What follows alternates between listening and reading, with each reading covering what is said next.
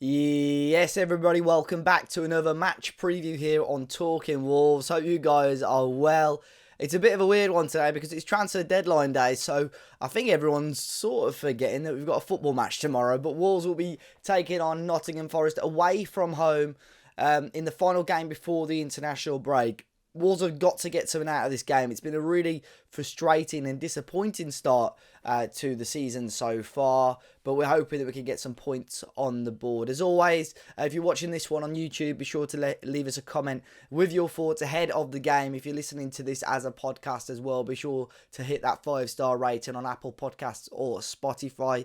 But yeah, an interesting game today. Before we kick off, our channel partners over at Football Prizes have yet again got another prize up for grabs with this signed and framed shirt for Mr. Captain Fantastic Mario Lemina. The competition ends next week, and I'll make sure I leave a link in the description for you guys if you want to get involved in that one there. But yes, Wolves on their travels to Nottingham Forest on Saturday afternoon, the final game before the international break.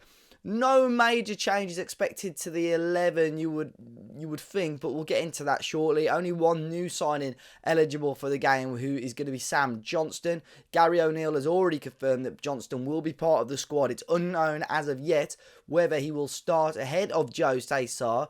Of course, long term, we are expecting him to be the number one at Molineux, mainly because he's left Palace because he was the number 2. So remains to be seen whether Jose Sarr come this time next week is still at Wolves. The Saudi Arabian transfer window lasts a little bit longer than the Premier League window, and at the moment that looks like the most obvious destination for Jose Sarr.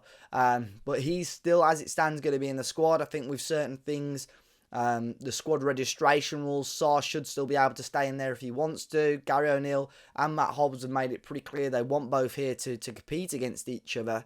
But I certainly think Sam Johnston's probably going to start getting the nod ahead of Jose. Whether that's tomorrow, I'm not 100% sure, to be completely honest. I've still got a sneaky feeling Jose will play.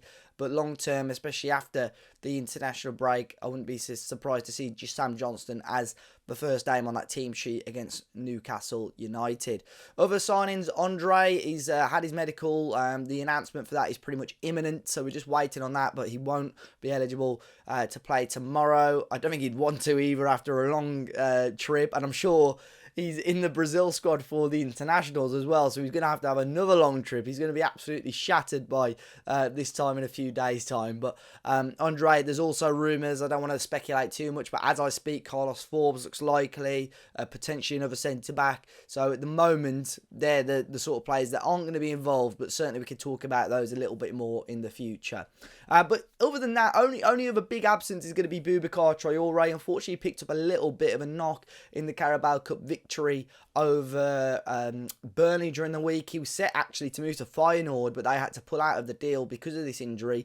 Didn't look too serious on Wednesday, to be completely honest, but it sounds quite a nasty one, and Boubacar could be out for a few months, so we may not see him now until January. Daniel Podence, doubt he's going to be part of the squad either tomorrow, with him due to leave and join the Saudi Arabian League. Bastien Moipu may be in the squad, but wouldn't hold your breath on seeing him. But if I look at my predicted lineup, I think Jose Sarr is still going to get the nod ahead of Sam Johnston for now. Back four is up in the air for me. Aït-Nouri, I think, will start at left back, but could so easily see Doherty move over there because, to be fair to Doc, he wasn't too bad. He was fairly solid even last week against Chelsea. Aït-Nouri had a nightmare. So I've got Aït-Nouri still in there for now. Semedo, of course, returning, which is a big boost for Wolves. I think we'll stick him at right back.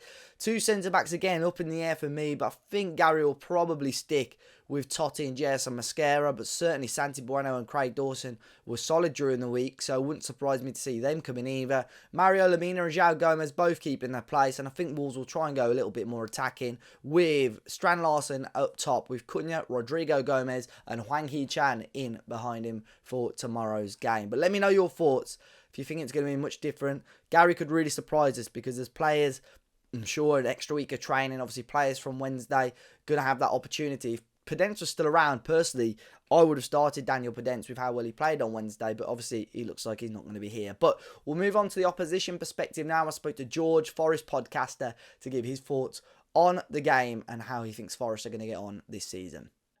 So then, guys, we're on to the opposition perspective. I'm delighted to be alongside George once again from the 1865 Forest podcast. George, how you been keeping, mate? Yeah, all good, Dave, mate. All good, you? Good. Yeah, all good, thank you. All good. It's again another meeting between these two teams. Ever since you've come up to the Premier League, really, there've been tasty battles. Obviously, we know the situation with Morgan Gibbs White and so on, but certainly a lot more between the teams now with Willy Bolly involved and even Nuno, now our hmm old manager, who was loved by so many Wolves fans in your dugout now as well. But George, give us a little bit of a rundown on how pre-season went for you guys. And it's been a pretty positive start, one draw and one win from the first two games, albeit against teams you probably wanted to pick Yeah. points up against, to be fair. But what have been your thoughts so far? Pre-season was quite refreshing, actually, because it was Nuno's first pre-season, and we're on the back of two Steve Cooper pre-seasons. And obviously, Steve Cooper's a brilliant guy. We love him so much. Even though he's at Leicester, it doesn't bother and doesn't change how we feel about him. But his pre-seasons were very jumbled. Obviously, we had to sign a lot of players because we were new to the league, but even in the first 3 or 4 games, it was playing like youth team players and players that we'd never played before. Whereas Nuno, we played Chesterfield away at the start of July, first game, and he puts out the first team. Gibbs White's in there, Wood's in there, Awonyi, all the players you'd expect to see come 6 weeks later. And he really set his stall out, so it was really good from him. I think he's had a bit of rate on transfers as well. So pre-season's gone really well from a Forest perspective. I think we only lost one game. He was experimenting, playing the three at the back, which I think always would come because I feel like that's his preference. For sure, yeah. But we opted against that, thankfully, because I think with the players we've got, a back four, midfield two, and then three behind the striker is definitely the way to go. So they did that. And then, the start of the season, we were expecting a decent start because we came up and we played Newcastle away. Then last year we had Man City, Man United, Arsenal and Chelsea as our first 4 away games. So this year, with you guys now and Southampton and Bournemouth before, no offence to you or the two teams, but it's a much better chance of getting points and For sure. a real time to build momentum. So we've definitely dominated both games. I think we should have picked up 3 points against Bournemouth. And we certainly merited beating Southampton, but our nemesis has been putting the ball in the net. We had 8 shots on target in both games, only scored 2 goals from 16 shots on target. That's not good enough, unfortunately. And if we do that against you guys, we'll probably be punished for not taking them. I think City played Ipswich. They got a similar amount and scored 5 or 6, didn't they? Yeah. So we've got to be more clinical. But in terms of performances, they're there. And at the end of Southampton, we were in the top 4. So as much as I'd like Forest to have 6 points, I'm certainly not in a bad state of mind and looking forward to the game at the weekend. Yeah, no, definitely. It's been a positive start for you guys. And you mentioned very quickly transfers and stuff there. I've not been keeping a close eye on Forest's action. It's calmed down a little bit since the first window when you came over the first season when, every other day Forest were bringing players in. But certainly you've got a solid Premier League squad now, I would say. How's the transfer window been? Because I did see you struggled. Was it Jimenez from Feyenoord? That Yeah. failed. But anything else happened that you've been impressed with, or anything? We're talking 24 hours before the deadline. Anything else in the pipeline for Forest before the deadline? Do you think? Well, we'll start on this Jimenez thing because that's really annoyed me. We've only got Chris Wood and Taiwo Awonyi. Taiwo Awonyi's made of glass and got pop-on legs, and Chris Wood's 33, and you can't rely on him to play every game. So we did really need a young, hungry striker ready to prove themselves. It would look like to be him or Nketiah, and I really wanted it to be Santiago Jimenez from PSV. That'd have been a brilliant signing. Looks like he's rejected us, classic. And Nketiah has gone to Palace, so it looks like we've missed out on both. I haven't really seen much in terms of any other strikers coming in, so I don't know if they'll try and leave it till January. Awonyi played 90 minutes in the League Cup yesterday, which was I can't remember the last time he's done that. To be honest, and he skied a penalty that's probably still rising now. When we crashed out, so thanks for that, Taiwo. But yeah, I've really enjoyed that transfer window because Marinakis, our owner, has been here since 2017. So what's that? I'm massing great 8 years, 7-8 years, and always there's transfer window chaos because managers are in and out, players are in and out, there's uncertainty, there's a bit of rash, there's loads of different people making decisions. But this is the first transfer window, I think, under him, and this shows how long we've been waiting for it, that we've had a sort of considered plan. We've got targets, we've signed them, and we've moved on. So we've strengthened in defence. Nikola Milenkovic, really good signing, played against Southampton, and it was just a step above. It just was doing things effortlessly. We've got Willy Bolly, obviously, who played the first game because Milenkovic was suspended from last year. But Milenkovic came in and it was just like he'd been in the Premier League for years. Great player. We've signed two wingers, Jota Silva, Ramon Sosa, who to provide some competition for Elanga and Hudson-Odoi, which we certainly needed. We've got from your mates, Alex Moreno on loan. All right, yeah, Um, from Villa. Yeah. got nearly an assist yesterday with a long throw in, and Jota finished it off. There's probably a few other signings. Carlos Miguel, 6'8" goalkeeper, to Seen him, come in yeah. and try and help our set piece woes. And Elliot Anderson from Newcastle as well, which is really exciting signing. Versatile, had a good start. Looks like he's going to find his way in. So I've been really impressed with this transfer window. Like you say, we've not signed a million players like we tend to do these days. It's just been considered, it's been focused, and it's been thought out. And they're not words you can associate with Forest very often. So yeah, I'm very happy in that regard. Just hoping we can get a striker across the line come Friday, Saturday, whenever the deadline is, Friday and I'll be a night, yeah, happy Friday man. night. Yeah, they sound like sensible signings. A lot of those, especially the wide players. I know Jota Silva and Ramon Sosa, but Ramon Sosa in particular, very heavily linked with Wolves before as well. So I know a little bit about those. But certainly, I think Nuno is building, a very solid team and some good squad depth, which, I'm sure Forest are the same, and Wolves fans, for teams in and around that sort of area, got to make sure they've got that squad depth because it can come back to bite you. Talking on Nuno, obviously you mentioned Steve Cooper was very well liked at Forest and was eventually let go. Nuno came in. What's your thoughts? And has the opinion changed with Forest fans on Nuno from sort of the end of last season to now? I think there's an overwhelming sense of optimism and positivity towards him. I think it was going to take a moment for us to warm to him because of how loved Cooper was and For how sure. similar Nuno was to Cooper. It wasn't a big difference. So if things carried on the same, I think fans would have turned a lot quicker. But I saw a stat on social media the other day. I think we've got nearly zero point 0.5 more points per game under Nuno in the short space of time he's been here. He's just got us looking like a competent Premier League side, and it's really exciting. And I think fans were a bit 50-50 to come the end of last season, but then we got two away wins and a draw against Chelsea in the last three games. And then we had Burnley away, which is the last game we won 2-0. And there was a nice moment between the players and the squad. They all came and the players were dancing with the manager and everyone was singing his name. And it just looked like a really moment of unity that brought everyone together and got everybody on side. Obviously, not everybody's fully focused. I know one of the blokes from the podcast I do isn't still a big fan of him. Mm. But I think for where Forest are, he's about the best we could ask for. He's got us playing good football. The players clearly like him, respect him. And like you say, I think he's had a say on transfers. He's willing to experiment, like the three at the back in pre-season that didn't work. But it's good that he feels confident to do that. So, yeah, I think the club has adapted to him. Cooper is, unfortunately, in the past now. And I think we're very much on Nuno's side at the moment.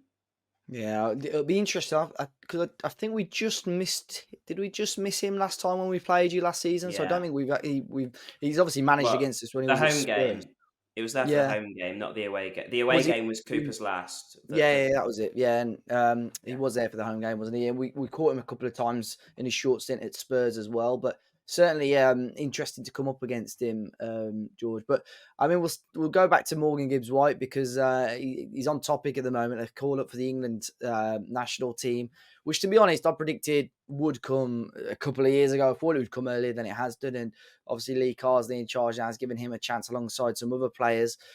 Would you say he's sort of, I know, and I think Wolves fans, I sort of said to you earlier on, don't really warm to him as a person, but I think we can all appreciate how good a footballer he is. Is he sort of top of the pile for Forest fans? Is he normally one of the first names on the team sheet, do you think? And, I think I read this is the first permanent Forest player to get a call up to the England team since 1997. So, I mean, That's about you guys right. must feel quite proud about that as well, surely. No, definitely. Yeah, it did come as a shock today when I got the news through, purely because of how Southgate wasn't really going to give him a chance. But Yeah. obviously, Lee Carsley, I think it was his captain when they won that Yeah. Euros or World Cup, whatever they won last summer. So it doesn't surprise me it's a player Carsley trusts. Southgate did a similar thing when he came in. And Morgan, he's just thrived over the last couple of years. I think he came to Forest to be the main man. He took the number 10 shirt and he took it in his stride. And particularly, I mean, he got player of the season in his first season, but I think he was better last season because, Mm. I mean, he had more options, he had more runners, but he's just the main man and he knows it and he relishes it. And like last weekend, Chris Wood at Southampton had 3 shots on target in the first half. He should have stuck one of them away. And we're thinking, right, it's not Wood's day. We need a goal. Who's going to step up? And it's Gibbs White. Obviously, it's not a conventional goal from an attacking midfielder. It's a ball in, he heads it, deflects, and comes back into him and taps it home. But if anybody was going to step up, it was going to be him, because that's what he does. He relishes the pressure. He relishes the creative responsibility that he's got, because ultimately he is our real only creative out and out player that's going to create Mm. chances on a week basis. So I just love having him. I really think he deserves that call up. He wears the captain's armband. If Ryan Yates, our captain, doesn't play, undoubtedly Morgan is the captain. And yeah, he's the main man. He relishes it. And I'm so happy for him for getting in that England squad, because I think he deserves it. And if he's given some playing time, I know that he'll just take his chance, because that's who he is. Yeah, I do agree. I think that's the type of player he is, and he loves. I think obviously Wolves fans gave it to him. He was in the cup game where it all kicked off through the Carabao Yeah. Cup, and he gave it back. I think he knows, what he's capable of, and I will be interested and keep. I'm sure a lot of Wolves fans will be keeping a close eye on him on Saturday, but. I think he's that type of player. There's some players that do crumble under that sort of pressure, but I think he's the opposite, isn't he, Yeah. George? He's one of those that likes that sort of pressure. He likes almost being the villain as such, I think. And has there been much links with him away, whether it's this summer or last year, in regards to a move away, or is Not Forest quite comfortable with him at the moment? No, not as such, really. There was, if you remember the sort of PSR deadline day that was the Yeah, 30th of June, there was a lot of rumours then, and it was rumoured that Tottenham were going to buy Callum Hudson-Odoi and Morgan Gibbs-White off us, but that was never really, that didn't materialise. yeah. Apart from that, it's him, and probably the other player that gets a lot of attention in the media from us is Murillo, the centre-back Murillo, from yeah. Brazil. There was links with him sort of in March, April last year during the season. Real Madrid want him, Liverpool want him, but over the summer, both of them, there haven't really been links. And I suppose that shows that Forest are comfortable with their books, that they don't need to sell because they're within the PSR rules. Who knows? We'll find out in Mm. December. So Forest are comfortable. Obviously, they don't need to sell him. The players are obviously happy to be here. So thankfully, we've managed to keep hold of them, hopefully. You watch this will come out and we'll have sold both of them. I hope not. But yeah, we're okay so far. No, good, good. And what sort of game are you expecting the score prediction as well, George, for Saturday? Like I said, you've had a good start to the season by the Carabao Cup exit last night, but like I said at the start of us talking, there were games that you were probably half expecting to get results from. Do you think this is going to be a Yeah. different test, or do you think it's going to be a close game again on Saturday? No, I would expect we'd have enough to win, but I'm also aware Yeah, that you guys, this game looks, with your start in the Premier League, it looks like the only winnable game you've got in a while, I think, doesn't it? yeah, I saw it yeah. popped up on Match of the Day with the run you've got. I can't remember exactly who it is, but it doesn't look pretty for you, unfortunately. Mm. And we've had that over the years, and it's just how the cookie crumbles, in it? So I think you guys will be up for it. You'll be aware at how much of a good chance this is to get 3 points or a point on the board. Mm. Obviously, you beat Burnley last night, didn't you, in the Cup, which might be a catalyst. So I'm expecting a tight game. I think it'll be close. I think any game in the Premier League is close when Forest are involved, unless we're playing one of the big teams. I don't think we ever blow anyone away, and we certainly don't like to do that. Like Southampton away, we could have and should have scored a second goal, but they just like to keep it on the edge of your seat. So yeah, I'm expecting a good game.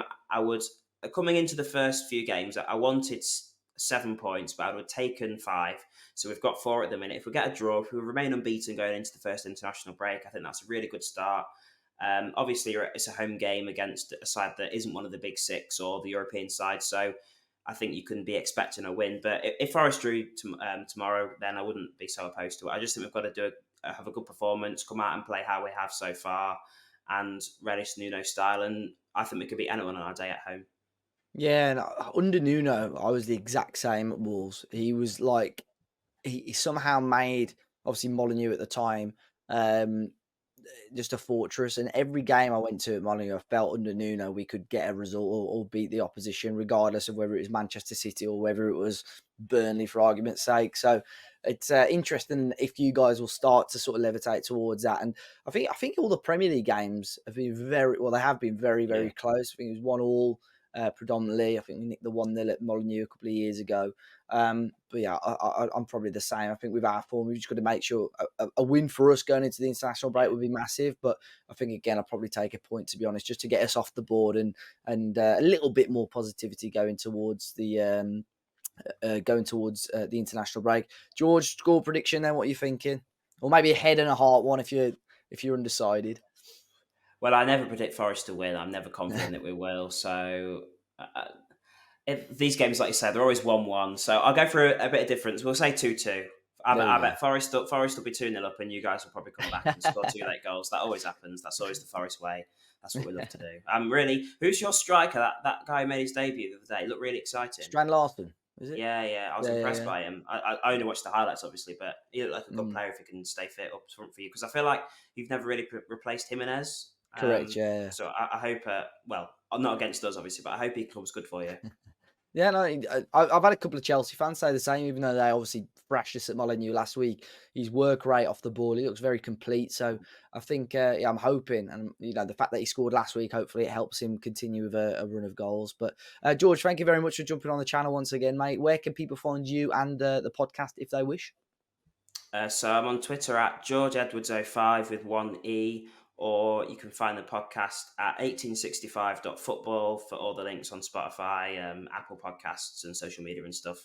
And yeah, good luck at the weekend, but not too much. No, thank you very much. I'll make sure I leave a link to all of those in the description down below. And same to you, George. After Saturday, all the best for the rest of the season, mate. I'll catch you soon. Yeah, cheers. Cheers. See you soon, Dave. Cheers. So big thanks to George. I'll make sure I leave a link for him and his channel in the title and in the description down below. And yeah, looking forward to this one, guys. Hopefully Wolves can get some points on the board before the international break. And here's hoping, as of 4:30 now for me on Friday afternoon. It's a busy end to the transfer window for Wolves. If you are catching this on Friday afternoon or evening, we are going to be live on YouTube at around 9:30 p.m. UK time up until the deadline at around 11 p.m. UK time. If not, I'm sure you'll be able to watch it back as well if needed. As always, hit that like button if you're watching on YouTube and subscribe, and leave us a 5-star rating if you're listening on Apple Podcasts and Spotify. Enjoy the rest of your day, guys, and your weekend. Fingers crossed it's 3 points for the Wolves. Until next time, I'll see you all very, very soon.